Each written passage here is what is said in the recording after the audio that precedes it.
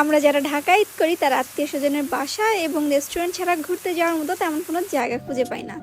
So আজকের ভিডিওটা তাদের জন্য যারা আত্মীয়-স্বজনের বাসা এবং রেস্টুরেন্টের বাইরেও ঘুরতে যাওয়ার জন্য সুন্দর একটা জায়গা খুঁজছেন। ঈদে ঘোরাঘুরির জন্য আপনার পছন্দের লিস্টে রাখতে পারেন এই জায়গাটাও। অ্যান্ড আমি শিওর এই জায়গাটা আপনাকে কোনোভাবেই হতাশ করবে না, বরং আপনাকে আরও একটা বেটার এক্সপিরিয়েন্স দিবে। জায়গাটা যথেষ্ট বড় আর সারাদিন এটা ওটা দেখতে দেখতে কখন যে টাইম পার হয়ে যায় আপনি নিজেও টের পাবেন না, ইনফ্যাক্ট টায়ার্ডও লাগে না। আর সব থেকে ইম্পর্টেন্ট কথা হচ্ছে জায়গাটা এত অর্গানাইজড আর এত সুন্দর, কোনো ক্রাউড নাই, হাঙ্গামা নাই, ঝামেলা নাই। পুরোটা পার্কের এক একটা সাইড এক এক রকমের সুন্দর, আপনি কোনটা দেখেই বোর হবেন না, কারণ প্রত্যেকটাই ডিফারেন্টভাবে সাজানো। ইনফ্যাক্ট এখানে বোটিং আছে, আলাদা রেস্টুরেন্টও আছে। ফ্রেন্ডস অ্যান্ড ফ্যামিলি নিয়ে সময় কাটানোর জন্য একদম পারফেক্ট একটা জায়গা। পুরো জায়গাটা যেহেতু আর্মিদের আন্ডারে, সো এখানে কোনো ধরনের ফালতু অ্যাক্টিভিটিস অথবা বিশৃঙ্খলা নেই। সো বুঝতেই পারছেন জায়গাটা যেহেতু আর্মিদের কন্ট্রোলে, কিছু রেস্ট্রিকশন তো থাকবেই। তার মধ্যে প্রথম রেস্ট্রিকশন হচ্ছে শুক্র শনি এখানে সিভিলিয়ানরা ঢুকতে পারবে না। পার্কটা বন্ধ হয়ে যায় ঠিক 6টা বাজে, যেখানে সেখানে ময়লা ফেলতে পারবেন না এবং গাছের কোনো ফুল ছিঁড়তে পারবেন না।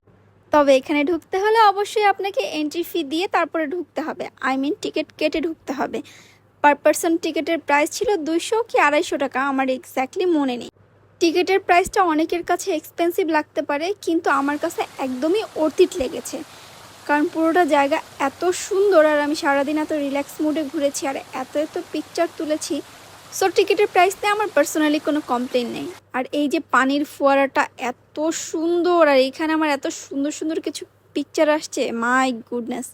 তবে এখানে যারা পাবলিক ট্রান্সপোর্টে যাবেন তাদের জন্য একটু ঝামেলা লাগতে পারে, কিন্তু পার্সোনাল ট্রান্সপোর্ট থাকলে যাওয়াটা একেবারেই ইজি। যাই হোক, ট্রান্সপোর্টের সলিউশন তো আর আমি দিতে পারবো না, এটা আপনারা আপনাদের মতো করে ম্যানেজ করে তারপরে যাবেন।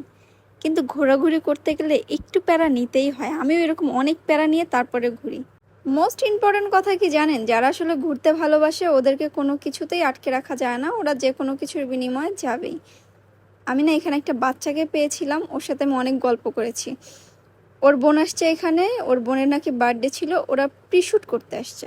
সো ফাইনালি জায়গাটার নাম যেহেতু দেখা যাচ্ছে, আমিও বলে দেই, এটা হচ্ছে 300 ফিট জলসিঁড়ি সেন্ট্রাল পার্ক।